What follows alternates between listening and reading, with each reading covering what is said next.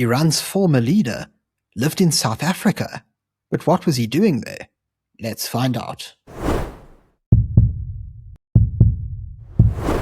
With the Iran war making all the front page headlines these days, we've also learned a lot about how not only is South Africa and the ANC tied into the Middle East conflict, but also how the Middle East conflict affects South Africa and countries around the world.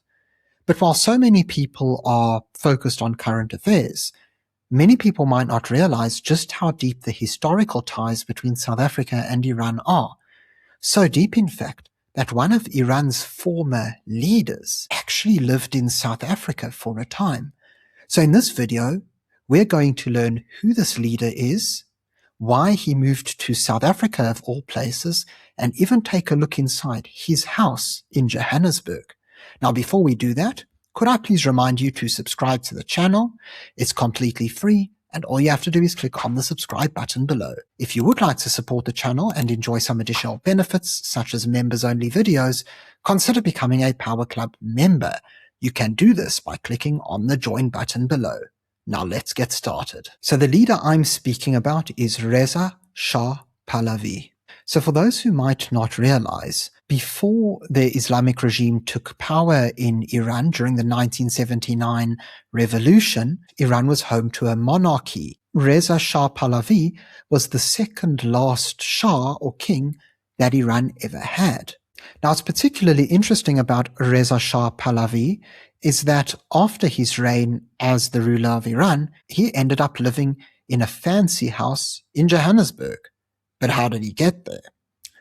So as explained in this specific article, we see how Reza Shah Pahlavi was actually the leader of Iran for about 2 decades. And we see how after his coronation in April 1926, he embarked on a whole bunch of radical reforms. He looked to put an end to a lot of the tribalism that was happening and really modernize the nation. He emancipated women. He built the Trans-Iranian Railway.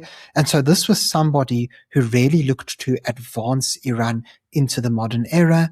It also explains how he built roads, schools, and hospitals and opened the first university in Iran in 1934. And so this was somebody who really believed in democracy and progress and sought to advance Iranian society. Now, of course, with this in mind, he also sought strong international relations, particularly with the West, and this includes the UK, the US, and the Soviet Union.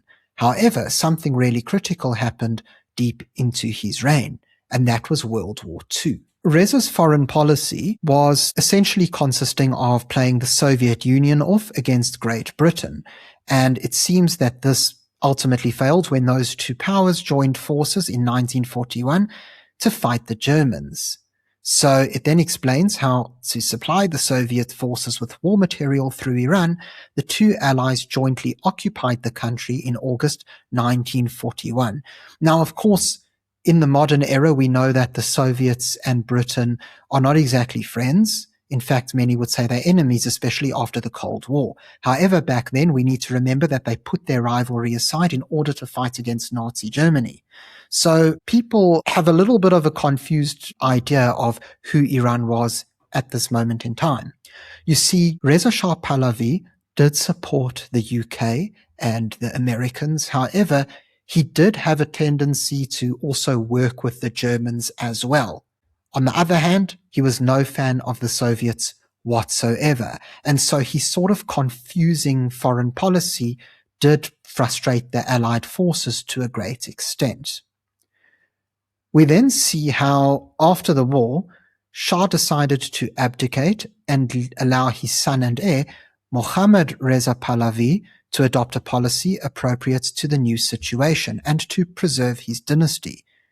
He wanted to go to Canada, but the British government sent him to Mauritius and then Johannesburg, where he died in July 1944. So important to note here is that although this specific article says that Reza Shah decided to abdicate, there are other sources who say that the British actually pushed him out because they said, look, you've been very divisive with your foreign policy, you've been very confusing, it's time for you to step aside and let your son take the throne because he seems to be energetic, he's got a much clearer vision, and so it's time for a fresh change. And so there is a little bit of a debate around whether he abdicated or was forced out of power. But either way, he left the country and allowed his son to take over. And at this point, as explained here in the article, the British government first sent him to Mauritius and then to Johannesburg, where he died in July 1944. So important to note is that when he first left Iran, he was very nostalgic, he got homesick, and he didn't find Mauritius to be a very welcoming place. He was really unhappy there. And so the British ended up sending him to Johannesburg. Now, what's really interesting about this is that when he arrived in Johannesburg, although there were color issues, people didn't really know what to make of him. Is he white? Is he a person of color? How does it work? He did actually find a lot of happiness there, and some testimonies say that he was very impressed by how well run Johannesburg was and how neat and tidy it was and how friendly the people were. Still, he was never as truly happy as when he was in Iran. Now, of course, there were some comforts that he did enjoy in Johannesburg, and in actual fact, he ended up living in a suburb called Houghton Estate. And for those of you who know Houghton, it is a very high-end, one of the most wealthiest suburbs in Johannesburg and South Africa as a whole. Now let's take a look at exactly where he lived. So I was quite shocked to find a real lack of photographs online. And it really shocks me to see how Reza Shah Pahlavi's life in Johannesburg is so poorly documented, especially when it's such a massive world event. Still, there is this Instagram account that did have photos, and I'd like to certainly thank the author for uploading them. So as you can see, this is a photo of Reza Shah Pahlavi's mansion from the outside. We then see the drawing room where he had a map above the mantelpiece. Yet again, another exterior shot. We see a view of the skyline and a lovely photo of the pool area. But it actually gets even more interesting than that. You see, I was able to figure out where exactly he lived, and it turns out to be 41 Young Avenue in Houghton Estate. Now, when I show you the Google Maps street view of the property, you'll be in for a really interesting discovery. So let's just enter Street View first of all. So as we can see, this is Houghton Estate. Many of you who are familiar with the area will know just how fancy and high-end it is. And we do need to go up the road a little bit. But as we can see, this is already the wall to the Shah's property, or his former property. And as we take a look, here is the entrance. Look how grand that looks. And beyond just how fancy the gates are, if you take a look at this logo right here, we see how it is the crest of Iran, which actually appears on the modern flag.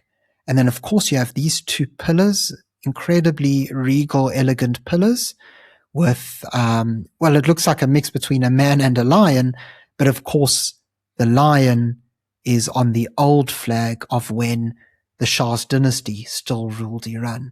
So I just found this to be a very interesting thing that happened, you know, how one of the most consequential world figures in global politics ended up in South Africa, of all places. We already know how the likes of Mahatma Gandhi and other world leaders were in South Africa for a time, and yet we hardly ever hear the story of how one of the last Shahs of Iran actually lived in Johannesburg in a mansion in Houghton Estate. I really hope that as many people can view this video as possible and perhaps bring this interesting and miraculous story to light. Let more people learn about just how South Africa has been a center for global thinkers and people who really shaped the world, and how at the end of the day, there is just so much undiscovered wonders within South Africa and Johannesburg in particular. I really hope as many people as possible can learn about this, and perhaps there can be tours of the property so that people can uncover this interesting part of history. Thank you very much for tuning into this video. If you enjoyed it, please remember to subscribe to the channel for more content. Until next time, I'm Matthew Cohen, and this is the Power Pod.